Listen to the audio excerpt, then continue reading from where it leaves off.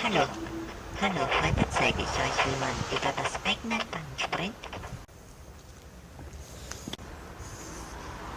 Dafür brauchen wir nur unsere Beine und am besten ein paar Handschuhe wie die hier.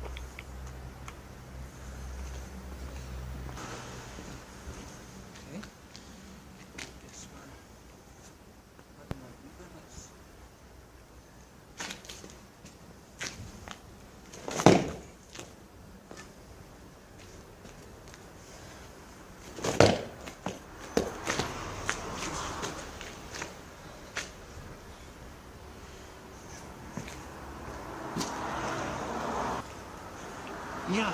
Ja, ich hab's geschafft. Nun, weil ich ja, probiere ich es auch auf der anderen Seite mit meinem anderen Bein. Okay.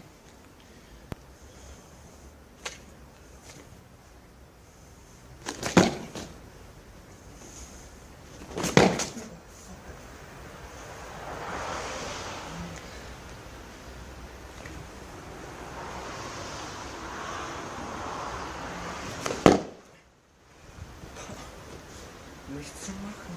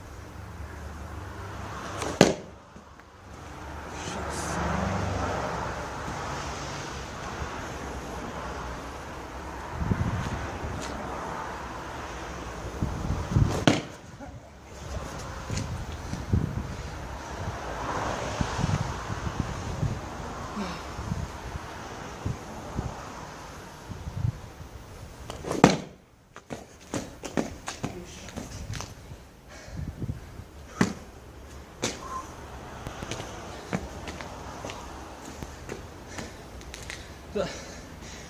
Es ist so einfach ist das, über das eigene Bein zu springen.